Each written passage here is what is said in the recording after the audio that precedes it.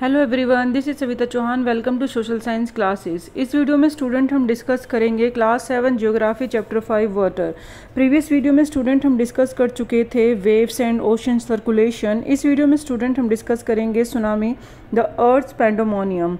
That mean जो earth tsunami आया था 2004 में 26 दिसंबर को, उसकी वजह से जो डिस्ट्रक्शन देखने को मिला था कोस्टल एरिया में, और किस तरीके से वो रीज़न क्या था और कितना डिस्ट्रक्टिव फुल था, वो हम इस वीडियो में डिस्कस करने वाले हैं। सुनामी एंड और the hover wave struck havoc in the Indian oceans on the 26 December 2004। Tsunami और जो हवर वेव्स आई थी वो स्ट्रक करा था जो इंडियन ओशन में उन्होंने 2004 में, वो बहुत ही ज़्यादा डिस्ट्रक्टिव थी, बहुत ही ज़्यादा विनाश लेकर आई। द वेव मेन जो ये वेव्स थी, द रिजल्ट ऑफ किसकी वजह से ये वेव सुनामी वेव्स आई थी? अर्थक्वेक की वजह से। बिकॉज द जो अर्थक्वेक था वो वेस्टर्न बाउंड्री जो सुमात्रा की थी वहाँ से ये क्या था, मेन उसका एपिसेंटर वहाँ पे बना। यानी जो इंडोनेशिया का वेस्टर्न आइलैंड है सुमात्रा, वहाँ का जो मारिजन है वहाँ से ये क्या मेन वहाँ पे एपिसेंटर बना, अर्थक्वेक बना। और अर्थक्वेक की वजह से सुनामी आया। क्यों? क्योंकि जैसे मानो ये सी है, ठीक है, ये वाटर है और उसका जो बेड है, यानी जो नीचे ओशन फ्लोर होता है, जो बेड होता है, वहाँ का जो लैंड है, ठीक है, तो वहाँ पे क्या आया? अर्थक्वेक, यानी वहाँ पे मेन एपिसेंटर बना। तो उसकी वजह से वाटर का लेवल क्या होता है? राइज अप हो गया। ठीक है, जब नीचे से प्रेशर लगेगा तो वो क्या होगा? वाटर का लेवल राइज अप होगा। और जो विंड होती है वो उसको क्या करती है? पुश करती है, डिस्प्लेसमेंट करती है एक जगह से दूसरी जगह। तो लार्ज अमाउंट ऑफ वाटर जब डिस्प्लेसमेंट होता है एक जगह से दूसरी जगह, जब बहुत सारा वाटर एक जगह से दूसरी जगह जाएगा तो वहाँ पे क्या होगा? डिस्ट्रक्शन देखने को मिलेगा। तो यही हुआ। तो जो इंडोनेशिया में सुमात्रा जो आइलैंड है, वहाँ की वेस्टर्न बाउंड्री में जो ये मेन एपिसेंटर बना था, वहाँ से जो ये वेव्स आई और कोस्टल एरिया जो तमिलनाडु का कोस्टल एरिया है, या फिर जो मेन ज़्यादा वहाँ तो सुनामी का जो मेन डिस्ट्रक्टिव वहीं देखने को मिला। और जो कोस्टल एरिया आंध्र प्रदेश है या फिर केरला, पुडुचेरी या अंडमान निकोबार आइलैंड, यहाँ सब जगह पे मोर ज़्यादा कॉजेलिटी देखने को मिली। तो ये था मैग्नेटिक अर्थक्वेक। 9.0 था रिचर स्केल पे, क्योंकि रिचर स्केल पे ये मेज़र करके अर्थक्वेक की स्पीड देखी जाती है कितनी है। तो 9.0 मीन्स मतलब हम कह सकते हैं इमेजिन भी नहीं कर सकते कि इतना ज़्यादा डिस्ट्रक्टिव था। एज द इंडियन प्लेट, क्योंकि इंडियन प्लेट जो थी वो कहाँ चली गई? वर्मा प्लेट के नीचे। आप जानते हो कि जितने भी ये हमारा जो लैंड मास है वो टेक्टोनिक प्लेट्स पे है, यानी जो भी आप देखते हैं कॉन्टिनेंट हैं तो ये सब प्लेट्स पे ही हैं। और नीचे जो सेमी लिक्विड मैग्मा है उसकी वजह से ये जो टेक्टोनिक प्लेट्स होती हैं वो मूव होती हैं। ठीक है, तो अब इंडियन प्लेट्स वर्मा प्लेट के अंदर चली गई and sudden movement of the sea floor, अचानक से जो सी फ्लोर के अंदर मूवमेंट हुई, कॉजिंग द अर्थक्वेक की वजह से। And the ocean floor was displaced, और जो ओशन फ्लोर था उसमें डिस्प्लेस हो गया, यानी 10 से 20 टिल्ट हो गया नीचे की तरह, डाउनवर्डली डायरेक्शन हो गई। यानी कोई भी चीज़ है, सीधी सी बात है, वहाँ डिप्रेशन बन गया। जैसे अर्थक्वेक है, कोई चीज़ गहराई में नीचे चली जाएगी, डिप्रेशन हो जाएगा, गड्ढा हो जाएगा, तो उस साइड क्या होगा? वाटर जाने लगेगा। अगर किसी वजह से यहाँ पे डिप्रेशन बना है, जैसे अर्थक्वेक की वजह से यहाँ पे ओशन फ्लोर पे, यानी उसका जो बेड है नीचे वाला वाटर के नीचे, वहाँ पे क्या बन गया? 10 से 20 मीटर टिल्ट हो गया नीचे की तरफ और डाउनवर्डली। तो वाटर सारा डिस्प्लेसमेंट होने लगा। Huge mass of ocean water flow fill in the gap, उस गैप को फिल करने के लिए उस तरह के उस साइड को चलने लगा। And the withdrawal of the water mass from the coastal line of the land mass in the south and the south east Asia. तो साउथ और साउथ ईस्ट एशिया की कोस्टल लाइन से वाटर वहाँ की तरफ कहाँ जाने लगा? जहाँ पे ये डिप्रेशन बन रहा है, यानी वाटर टिल्ट डायरेक्शन की तरफ जाने लगा। लेकिन कुछ टाइम के बाद जब इंडियन प्लेट वर्मा प्लेट के अंदर चली गई तो जो वाटर है वापस आने लगा कोस्टल लाइन की तरफ। And tsunami travel at a speed, जो सुनामी की स्पीड थी वो कितनी थी? 100 kilometre per hour. And comparable to speed commercial aircraft से हम उसे कंपेयर कर सकते हैं। And completely washed away some of the island in the Indian Ocean, Indian ocean के कुछ आइलैंड उसके अंदर सबमर्ज ही हो गए।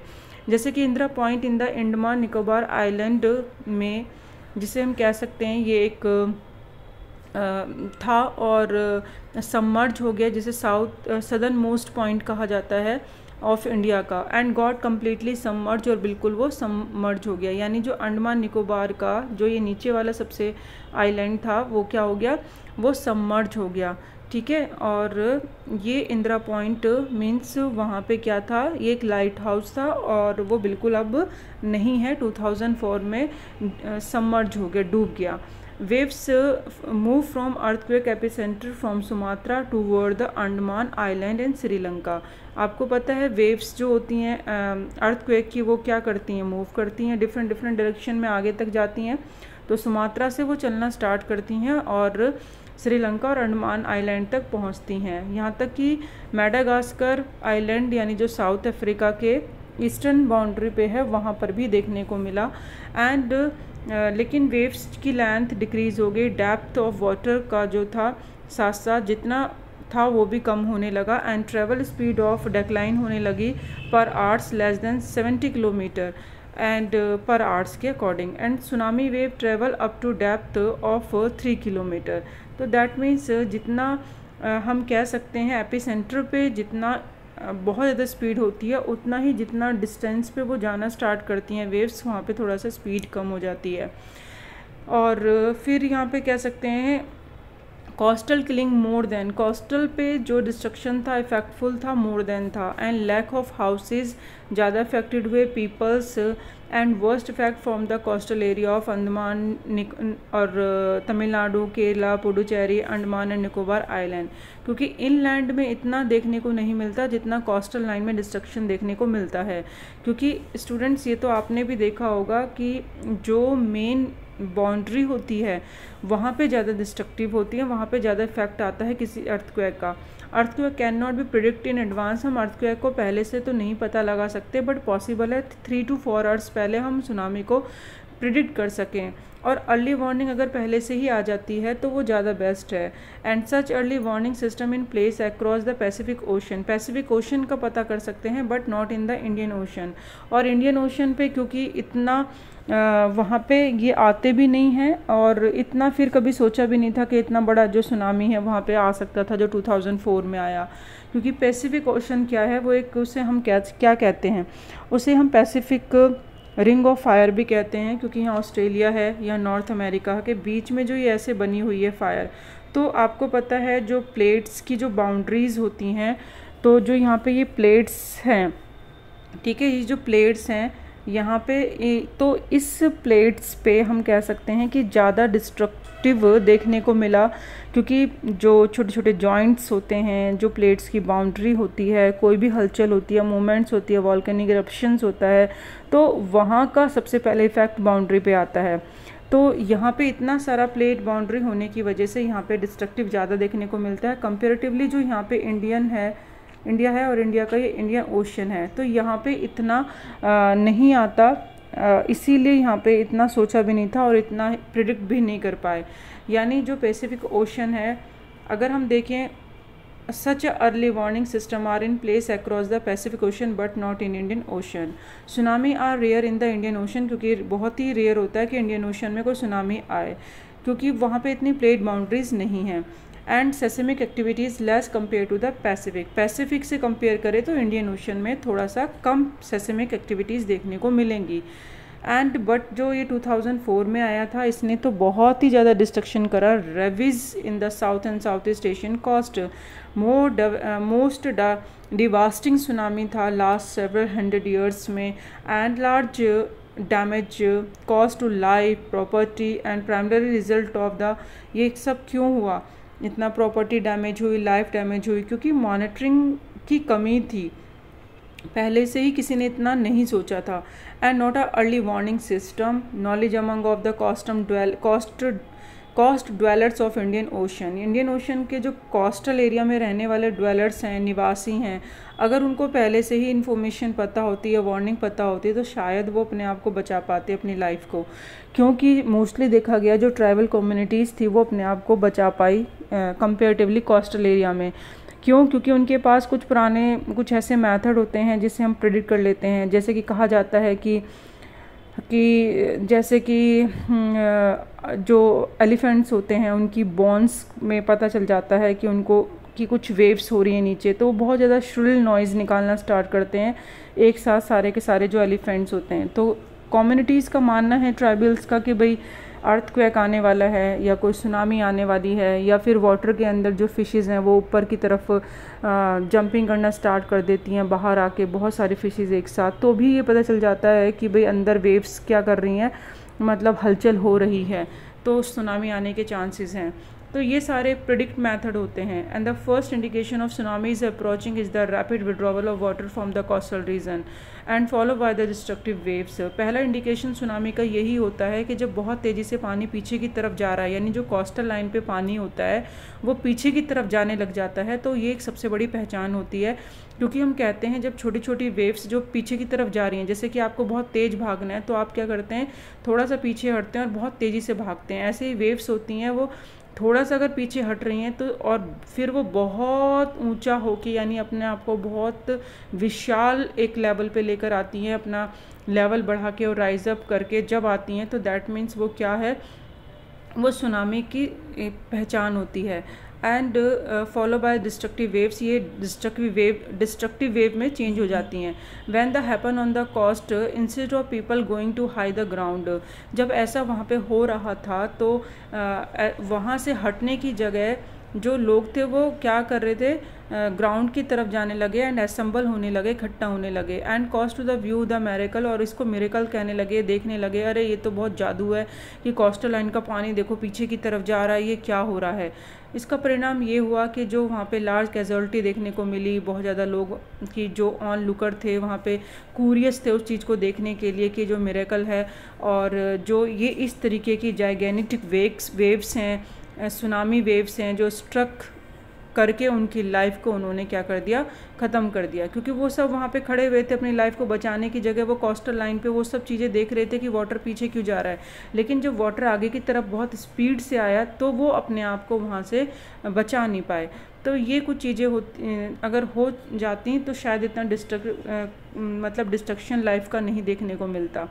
तो ये पहचान भी है और हमें पहले से ही अवेयर करा सकती हैं, कुछ चीज़ें ऐसी होती हैं। तो ये तमिलनाडु का था जो कि बहुत ही ज़्यादा हमने देखा कि डिस्ट्रक्टिव था। नेक्स्ट में हम पढ़ेंगे स्टूडेंट टाइड्स क्या होते हैं। टाइड का मतलब होता है rhythmic rise and fall of ocean water twice in a day in a tide, मतलब इसको हम क्या कहते हैं, टाइड कहते हैं। यानी वेव्स और टाइड में फ़र्क क्या होता है, वेव्स होती हैं अप एंड डाउन, यानी ये देखो पानी ऊपर नीचे हो रहा है। वेव्स आप नॉर्मली देखते हो, जो बीच पे जाते हो तो आपको दिखाई देता है, पैरों को टच करके आपके पानी वापस जाता है, आता है, पानी ऊपर उठता है, नॉर्मल वो आपको दिखाई देता है। तो वाटर का राइज अप डाउन होना वो सीधा वेव्स कहलाता है। बट टाइड्स का मतलब होता है लेवल बढ़ जाना। जब पानी का लेवल है, जैसे आप बीच पे यहाँ पे बाउंड्री पे बैठे हुए हो, लेकिन पानी सडनली क्या होता है, उसका लेवल बढ़ रहा है और बढ़ते बढ़ते क्या हो रहा है, इतना ऊंचा कि आप वहाँ पे बैठ नहीं सकते हो, और मतलब उसका लेवल ही बढ़ जाना सीधा सा। यानी और ऐसा कब होता है, दिन में 2 बार अगर ऐसे को देखने को मिल रहा है, यानी पानी कम हो रहा है, उसका लेवल पानी कम और ज़्यादा हो रहा है, तो ये कहलाता है टाइड्स। बस इन दोनों में यही फ़र्क है और ये आपको समझ आना चाहिए। It is the high tides when the water cover much of the shore by rising in to its highest level, यानी पानी का लेवल जब बढ़ गया, ऊंचा हो गया, यानी पानी और लेयर टू अप होता जा रहा है शोर पे यानी किनारे पे, तो वो क्या कहलाता है, हाई टाइड्स कहलाता है। It is the low tide when the water fall its lowest level and recedes from the shore. Recedes का मतलब होता है गो बैक, यानी वापस जो लेयर्स हैं वाटर की, जो वेव्स हैं वो पीछे की तरफ जाती हैं, प्रीवियस पोजीशन पे जा रही हैं, ठीक है, further away from a previous position. अगर वो पीछे की तरफ जा रही हैं, रेसिडीज हो रही हैं, तो इसका मतलब पानी का लेवल कम हो रहा है और उसको हम लो टाइड्स कहते हैं। ये एक बहुत ही इंपॉर्टेंट पॉइंट है स्टूडेंट। और टाइड्स को अब ऐसा होता क्यों है, अब हम पढ़ेंगे reason, what is the reason behind of the बच्चे। ये होता है ग्रेविटेशनल फोर्स की वजह से। जब बहुत ज़्यादा स्ट्रॉन्ग ग्रेविटेशनल फोर्स होता है, एक्सर्ट करता है बाय द सन या मून की वजह से, अर्थ के सरफेस पे जब बहुत ज़्यादा स्ट्रॉन्ग ग्रेविटेशनल लगता है, तो क्या होता है, पानी है ना बहुत तेज़ी से राइज अप होता है, पुल होता है, और इसकी वजह से ही ये टाइड्स हाई टाइड्स बनती है। और ऐसा क्यों हो रहा है, क्योंकि जैसे मानो आपके दो हाथ हैं, राइट साइड और लेफ़्ट साइड, अगर कोई दो जने खड़े हुए हैं, आपको दोनों साइड से खींच रहे हैं, राइट साइड से भी लेफ़्ट साइड से भी, तो इतना आप शायद अपने आप को बैलेंस कर पाओ और एक साइड में आप नहीं खींच पाओगे। लेकिन दो जने अगर आपके एक ही हाथ को पकड़ के पुल कर रहे हैं, खींच रहे हैं, तो आप अपने आप को बैलेंस नहीं कर पाओगे और शायद वहाँ की तरफ आप खिंच जाओगे जहाँ पे आपको दो जने मिलकर खींच रहे हैं आपके हाथ को। तो ऐसे ही होता है जब एक स्ट्रेट लाइन में मून और अर्थ के सामने मून और सन आ जाते हैं, तो सन का तो ग्रेविटेशनल फोर्स होता ही है, लेकिन जब मून भी रोटेट करते हुए अर्थ के सामने आ जाता है तो दोनों मिलके क्या करते हैं, अर्थ को खींचते हैं। तो लैंड तो जाएगा नहीं क्योंकि वो फिक्स है, तो दैट मीन्स लैंड के ऊपर जो वाटर होता है वो थोड़ा सा अनस्टेबल होता है, तो वो पुल होने लग जाता है, यानी राइज अप होने लग जाता है, पानी का लेवल बढ़ जाता है, बहुत ऊंचा ऊंचा उठने लग जाता है। और ऐसा इन्फ्लुएंस ऑफ द मून के ग्रेविटेशनल फोर्स की वजह से होता है। जब भी water of the earth closer to the moon की तरफ आता है और वो पुल होता है, तो ये मून की वजह से होता है, इसे हम हाई टाइड कहते हैं। और ऐसा कब होता है, जब मून फुल मून होता है, यानी वो पूरे अपना ग्रेविटेशनल फोर्स को बहुत ज़्यादा ले सकता है। और न्यू मून, हम इसको न्यू मून डेज भी कह सकते हैं और फुल मून भी कहते हैं। And the sun, the moon and the earth are in the same line, जब एक लाइन में आ जाते हैं तो हाईएस्ट टाइड्स बनती हैं। These tides are called the spring tides, इनको हम स्प्रिंग टाइड्स के नाम से भी जानते हैं। But when the moon is in the first and the last quarter, लेकिन जब मून अपनी शेप चेंज करता है, वो फर्स्ट इस शेप में या लास्ट क्वार्टर में आता है, तो दैट मीन्स हम उसको क्या कहते हैं, ocean water get drawn in diagonally opposite direction by the gravitational pull of the sun and the moon resulting in the low tides. यानी जब अपोजिट डायरेक्शन में ग्रेविटेशनल फोर्स लगता है तो एक्सर्ट होता है, तो इतना इफेक्ट पानी पे नहीं आता, यानी इतना लेवल नहीं बढ़ता, तो वो कम हो जाता है। ऐसा क्यों? क्योंकि अभी मून यहाँ पे था, ठीक है, जो आप स्प्रिंग टाइड्स देख रहे थे, बट मून जब रोटेट कर रहा है, अर्थ के चारों तरफ चक्कर लगा रहा है, तो वो कहाँ पे पहुँच गया है, अब यहाँ पे उसके ऊपर है यहाँ पे, तो यहाँ से एक लाइन से वो हट गया। सन तो आप देख रहे हैं वहीं पर है और अर्थ यहाँ पर है, तो अब जो ये राइट एंगल बन रहा है, दैट मीन जब राइट एंगल बनता है, राइट एंगल वाली सिचुएशन बनती है, मून हम जस्ट यहाँ पे चला गया साइड में और सन सामने है, तो दैट मीन्स यहाँ की जो राइट एंगल की सिचुएशन है, अब अपोजिट डायगोनल सिचुएशन बन रही है। जैसे कि आपके एक तरफ राइट हैंड को कोई खींच रहा है और एक तरफ लेफ्ट हैंड को कोई खींच रहा है, तो इतना मतलब एक ही साइड पे इतना प्रेशर नहीं पड़ रहा है, तो वो लो टाइड्स बनती हैं। और इसको हम क्या कह सकते हैं, इसको हम नीप टाइड्स भी कहते हैं। और ऐसा ग्रेविटेशनल पुल ऑफ सन और मून का थोड़ा सा फिर कम प्रेशर पड़ता है और इसको हम रिज़ल्ट हम कह सकते हैं लो टाइड्स का। तो राइट एंगल और स्ट्रेट एंगल ये सीधा से समझ लो और बाकी कन्फ्यूज़न रखे माइंड में रखो ही मत कि जो अगर स्ट्रेट लाइन है तो दैट मीन्स वो क्या बनेगा, स्ट्रेट लाइन का मतलब है कि वो हाई टाइड है और राइट एंगल का मतलब है वो लो टाइड्स है। और ये भी ध्यान रखना है जैसे कि 2 टाइम्स ऐसा होता है, तो ऐसा क्यों है ये और चीज़ समझ लो, क्योंकि डे और नाइट की वजह से, क्योंकि अर्थ जो है वो अपनी एक्सिस पे भी घूम रहा है और अपनी एक्सिस पे घूम रहा है, तो आपको पता है कि अगर वो मून का जो सामने वाला है जहाँ पे मून अर्थ सन का जो ग्रेविटेशनल पुल पड़ रहा है, तो वो क्या कर रहा है उस टाइम पे, तो वो उसको खींच रहा है ज़्यादा, ठीक है। लेकिन जो बैकवर्ड वाला एरिया होता है तो वहाँ पे क्या होगा, वहाँ पे आप देखेंगे पानी का लेवल कम हो जाएगा, लो टाइड्स होंगी, क्योंकि वहाँ पे उस टाइम पे सन का ग्रेविटेशनल पुल नहीं है। डे और नाइट की सिचुएशन बता रही हूँ। लेकिन अब क्या है, अर्थ जब रोटेट कर रही है तो जहाँ पे नाइट थी अब वहाँ पे क्या हो जाएगी, डे, और जहाँ पे डे था वहाँ नाइट हो जाएगी। तो अब सिचुएशन उल्टी हो जाएगी, यानी जहाँ पे लो था वहाँ हाई टाइड हो जाएगी और जो हाई टाइड है वहाँ पे लो टाइड हो जाएगी। तो ये अर्थ की अपनी एक्सिस पे घूमने की वजह से होता है, डे और नाइट की वजह से। इसलिए वहाँ पे स्टार्टिंग में लिखा था कि ट्वाइस इन अ डे, दिन में 2 बार। ऐसा किस वजह से होता है, ओशियनिक वाटर जो ट्वाइस इन अ डे, जो ये आप रिदमिक राइज एंड फॉल देखते हो कि कम हो रहा है या ज़्यादा हो रहा है, लेवल बढ़ गया, यानी ग्रेविटेशनल फोर्स सन का है, अब जस्ट उसके अपोजिट में लो हो रहा होगा, क्योंकि पानी अगर लेवल बढ़ रहा है तो दूसरी जगह उसके तो कमी हो रहा होगा ना। मानो कि ये देखो, अब ये पानी तो इतना ही है ना यहाँ से लेकर यहाँ तक, अगर पानी का लेवल यहाँ बढ़ गया तो यहीं से तो आया होगा ना, इसका पानी इधर आया होगा, तो यहाँ पे पानी कम हो गया होगा, यहाँ पे लो है तो यहाँ पे हाई है, ठीक है। अब जस्ट उल्टा हो जाएगा अपोजिट में, क्योंकि अब अर्थ क्या कर रहा है, रोटेट कर रहा है, अपनी एक्सिस पे घूम रहा है। तो अब क्या कर रहा है यहाँ पे, अब यहाँ पे हाई हो जाएगा क्योंकि, और यहाँ पे लो हो जाएगा, यहाँ का पानी उस साइड को बढ़ जाएगा। तो इस तरीके से क्या होता है, सेम पोजीशन, पानी का जो बाउंड्री है उतनी है, पानी का ये नहीं है कि पानी कहीं और से आ रहा है बढ़ रहा है, नहीं, पानी का जैसे कि एक रिवर होती है अपने बेड पे चलती है, तो पानी बढ़ रहा है तो दैट मीन्स उसका लेवल बढ़ रहा है, तो वो एक साइड बढ़ जाएगा, दूसरी साइड कम होगा। इसी तरीके से सेम वही होता है ओशन का भी, कि एक जगह से कम होगा तो दूसरी तरफ वो खिंचेगा, बढ़ जाएगा, सेम इज़ दैट। अब इसके क्या फ़ायदे हैं, नेविगेशन में ये बहुत हेल्प करता है, and water level close to the shore, क्योंकि पानी बहुत ज़्यादा बढ़ जाता है तो ये बहुत हेल्पफुल रहता है नेविगेशन के लिए, क्योंकि ईज़िली वहाँ से शिप अराइव हो सकती हैं, हवर पर बहुत ईज़िली वहाँ पे उसको रखा जा सकता है। हवर मीन्स क्या होता है स्टूडेंट, दैट मीन्स जहाँ पे एक ऐसा प्लेस होता है कोस्टल एरिया पे जहाँ पे शिप को रखा जा सकता है टाइड अप करके, और protected from the sea and bad weather से बचाया जाता है। तो अब जब राइज होगा लेवल तो ये ईज़िली क्या हो जाती हैं, जैसे कि यहाँ पे हर्बर बनाया हुआ है, सी को यहाँ पे लैंड किया जाता है, टाइड किया जाता है, तो पानी अगर लेवल बढ़ गया है तो यहाँ पे क्या कर लेते हैं, उसको लॉक कर लेते हैं, पानी को यहाँ पे स्टोर कर लेते हैं। अब जब ये लॉक यहाँ से हटा दिया जाएगा तो जो यहाँ पानी इस साइड आया था, स्टोर हुआ था, तो अभी लॉक हटा देंगे तो जो यहाँ पे शिप है वो इस वाटर के साथ इस साइड को फ्लो होने लग जाएगी, ईजिली नेविगेशन हो पाएगा। And high tides also help in fishing में बहुत ईजी होता है, बहुत, क्योंकि फ़िश जो हैं वो ईज़िली ऊपर की साइड आ जाती हैं, और हाई टाइड्स में वो जब उस वाटर को लॉक कर लिया जाता है तो वहाँ पे वो ईज़िली फ़िशिंग हो जाती है, कैच की जा सकती हैं fishing. And many more fish come closer to the, किनारे पे भी आ जाती हैं हाई टाइड्स के साथ, and enable fisherman get plentiful catch, और ज़्यादा से ज़्यादा वो फिशरमैन कैच कर सकते हैं फ़िश को।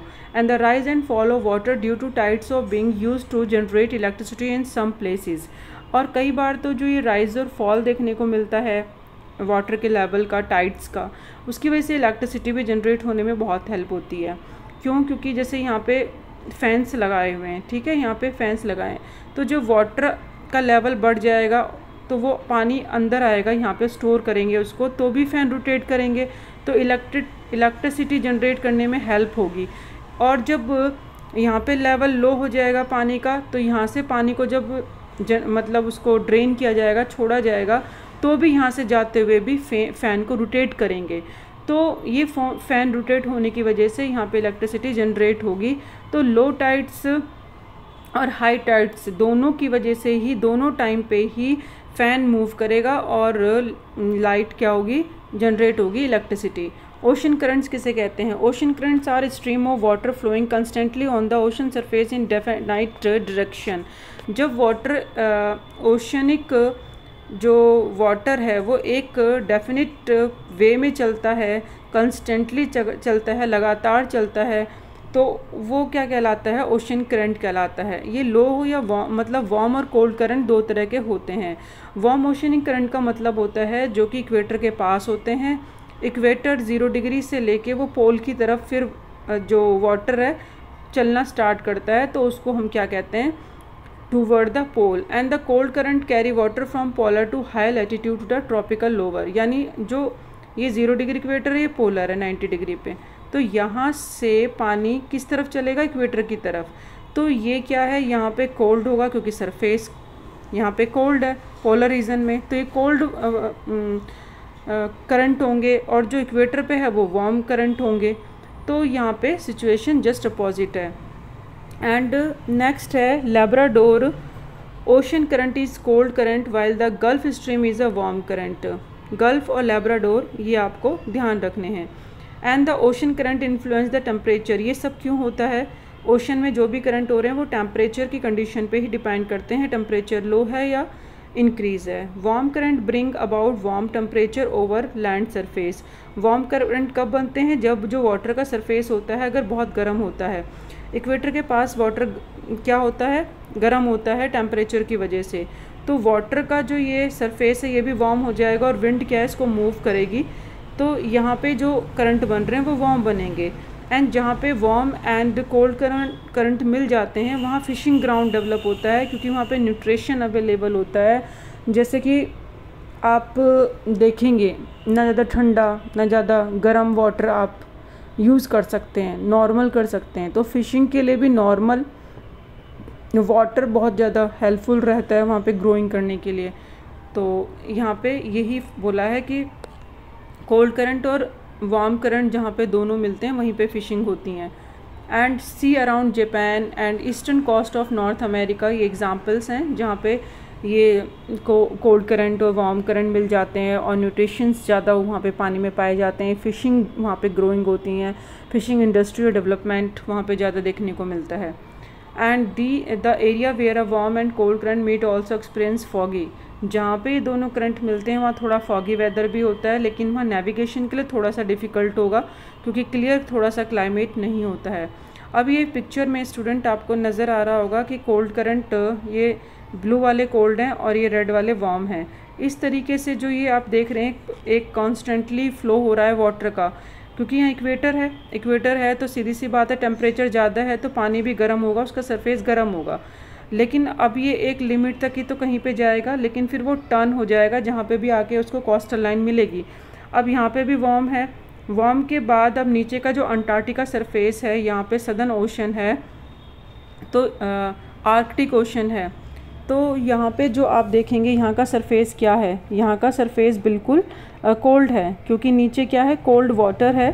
और कोल्ड वाटर के पास जाने पे क्या हो जाएगा, पानी बिल्कुल गर्म हो जाएगा। ठीक है, तो यहाँ पे जो आप देख रहे हैं सदर्न ओशन है, तो सदर्न ओशन में जो यहाँ पे पानी वार्म था अब क्या हो जा रहा है, वो बिल्कुल कोल्ड होता जाएगा क्योंकि कोल्ड सरफेस था। अब ऊपर की तरफ गया तो यहाँ पे कोल्ड था, लेकिन जैसे ही वो सरफेस पे आता है फिर से वार्म हो जाता है। लेकिन वार्म करंट और कोल्ड करंट जहाँ पे मिलते हैं तो वहाँ पे आप देखेंगे कुछ ऐसा वही है कि फ़िशिंग ग्रोइंग हो सकती है वहाँ पे।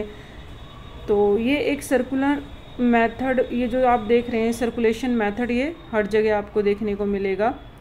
ठीक है, तो ये आपको बताया हुआ है कोल्ड करंट कहाँ कहाँ चल रहे हैं। ये कोल्ड सरफेस पे चलते हैं बिल्कुल जो ठंड होता है, और कहाँ पे, पोलर रीजन पे। मेन चीज़ आपको क्या देखनी है, जो बिल्कुल पोलर रीजन होता है।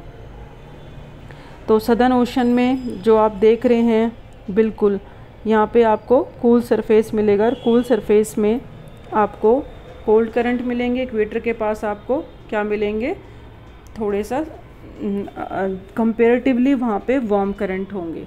इतना ही आपको समझना है इसके अंदर, और इसी के साथ हमारा चैप्टर ख़त्म होता है। Thank you so much, keep watching, keep learning.